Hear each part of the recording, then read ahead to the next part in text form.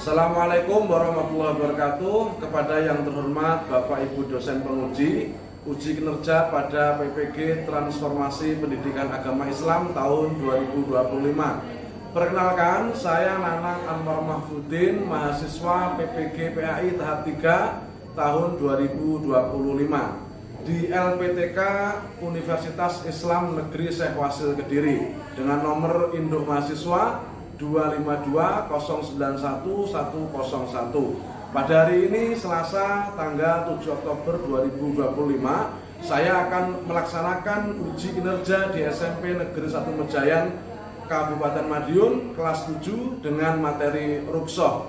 Terima kasih dan selamat menyaksikan. Wassalamualaikum warahmatullahi wabarakatuh.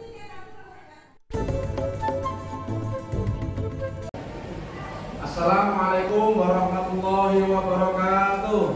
Waalaikumsalam warahmatullahi wabarakatuh. Bagaimana kabar kalian hari ini anak-anak? Alhamdulillah, luar biasa. Allahu Akbar. Oke, terima kasih. Yang jelas kalian semua hari ini sehat ya?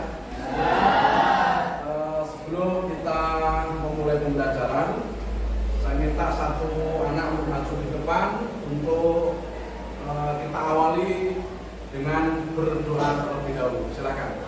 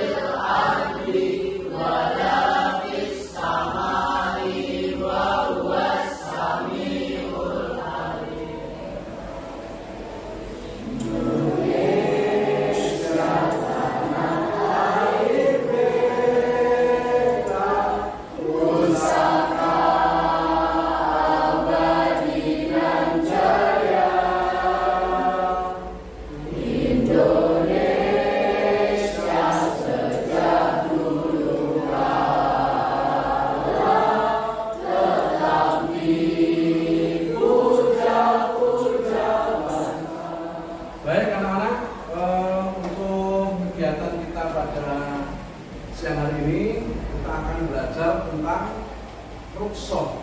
Nah, sebelum kita belajar, saya mau cek dulu apakah dari kalian ada yang tidak masuk hari ini? Siapa yang masuk? Mana Kaila? Baik anak-anak, sebelum kita belajar, kita ada kesepakatan kelas dulu ya. Nanti biar kita tidak ramai, biar kita bisa menyimak pelajaran dengan baik. Coba apa kesempatan kelas kita? Satu apa? Tidak. Tidak apa? Aman. Terus apa? Tidak. Fokus. Fokus. Sebelum kita mendalami materi Ruqsah, coba kita bernyanyi dulu. Ini lagu Ruqsah ciptaan saya sendiri. Ya. Ayo, coba. Kemarin sudah saya tahu kalian ya di grup itu ya. 1, 2, 3. Kalau kita jauh pergi perjalanan, sholat di jamaah itulah keringanan.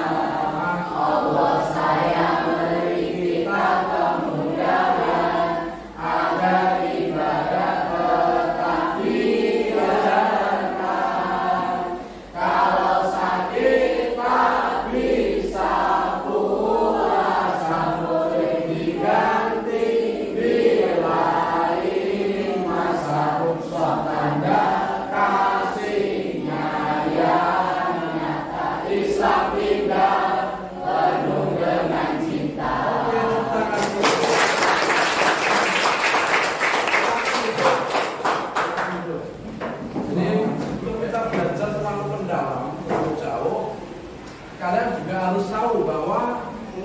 tujuan pembelajaran kita adalah ini ya, tujuan pembelajaran kita adalah satu apa?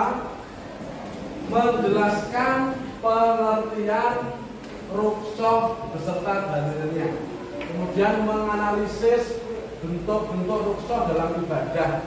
Kemudian menunjukkan sikap tanggung jawab dan toleransi dalam penerapan rukhsah. Yang keempat dan terakhir, menyusun solusi atas permasalahan ibadah dalam kondisi khusus sesuai dengan prinsip rukhsah.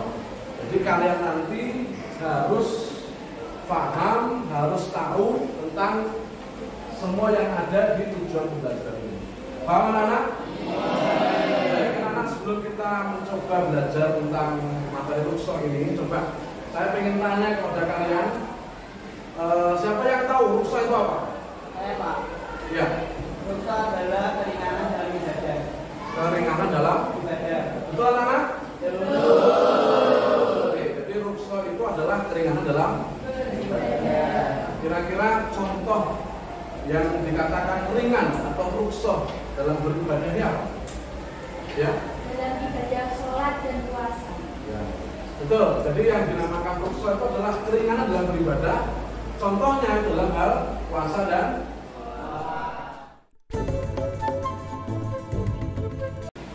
anak-anak sekalian, kita analisa dulu. Ini ada sebuah video yang menunjukkan bahwa Allah itu maha mudah, Allah itu maha memberi, tidak mempersulit. Jadi kalau ada hambanya yang kesulitan dalam ibadah, Allah memberikan yang namanya apa? Rukhsah. Sekarang kalian lihat video ini, nanti kita analisa seperti apa video ini.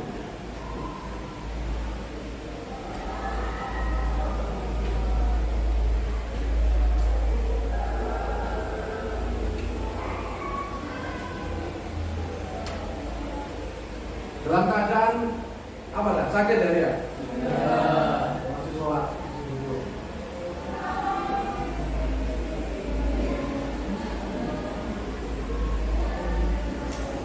Ya. Nah, ini kita bisa membayangkan dalam keadaan sakit pun ternyata masih kita diwajibkan untuk melaksanakan sholat.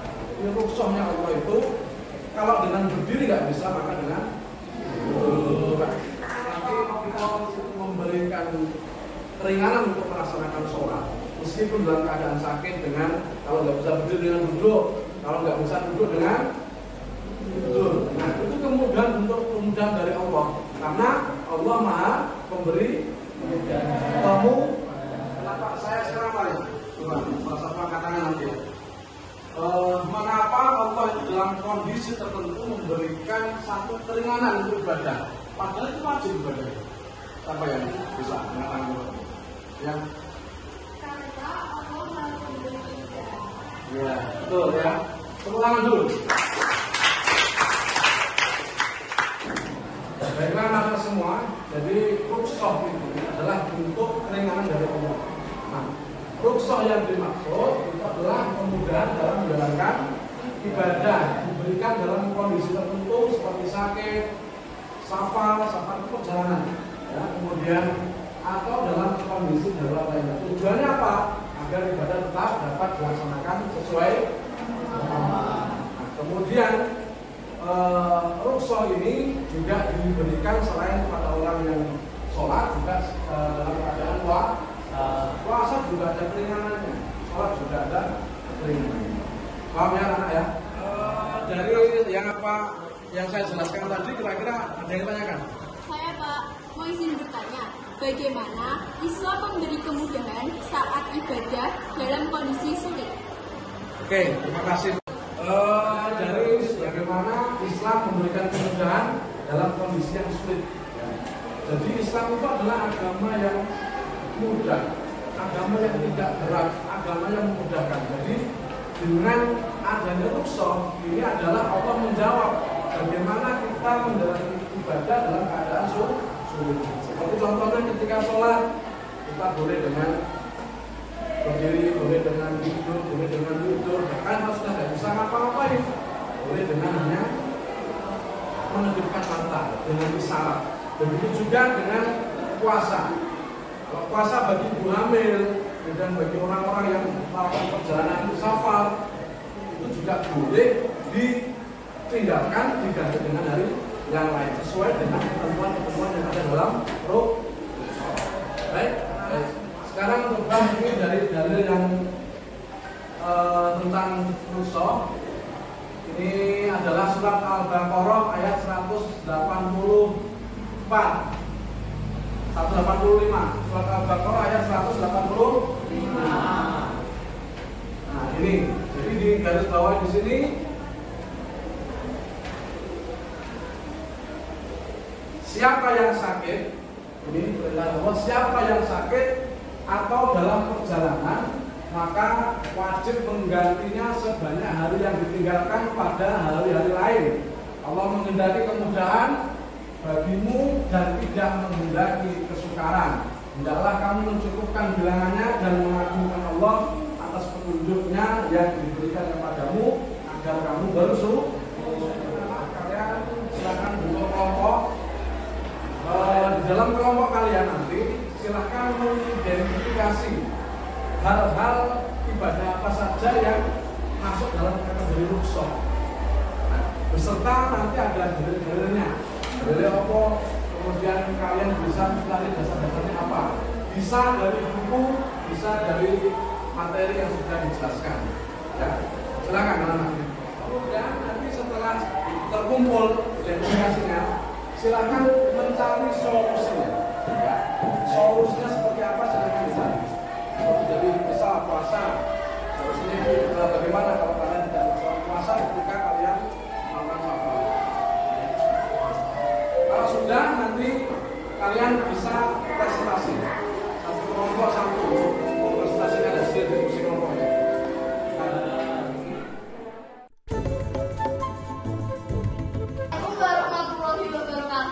Assalamualaikum warahmatullahi wabarakatuh. Teman-teman, di sini saya akan mempresentasikan diskusi kami semua tentang rukhsah. Jenis-jenis rukhsah, ada tayamum dalam kondisi tidak ada air atau sakit. Untuk keringanannya, mengusap wajah dan tangan dengan debu. Lalu yang kedua, ada sholat qasar. Kondisi musafir dengan jarak kurang lebih 80 km.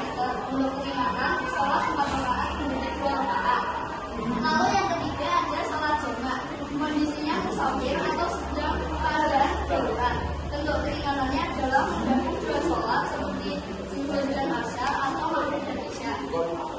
Anak-anak sekalian, jadi pembelajaran kita hari ini telah selesai. Kita buat kesimpulan bahwa kesimpulannya dari pembelajaran hari ini tentang rukhsah, yaitu rukhsah itu adalah keringanan dalam melaksanakan ibadah. Nah, kalau sholat kita sedang perjalanan jauh bisa dilakukan dengan sholat jamak atau sholat qasar.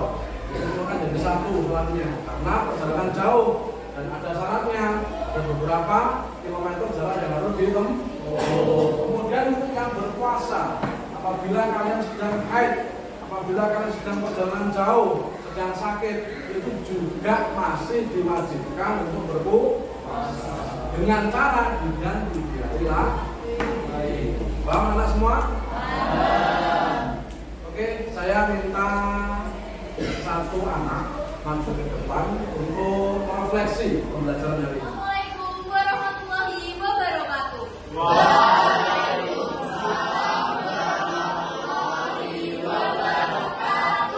Berdirinya saya di sini, saya akan merefleksi apa itu rukhsah.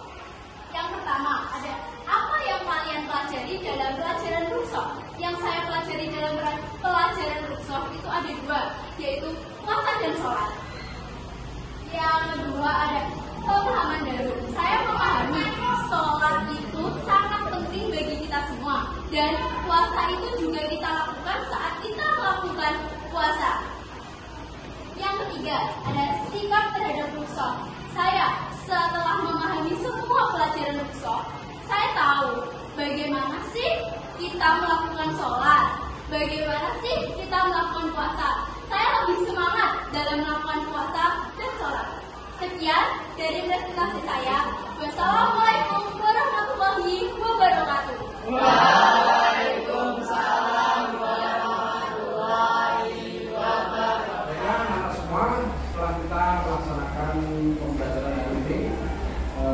kalian semua bisa memahami tentang bagaimana pentingnya ibadah dalam hal sholat dan puasa dan ibadah yang lainnya, karena Allah memberikan keringanan bagi orang-orang tertentu yang tidak bisa melaksanakan.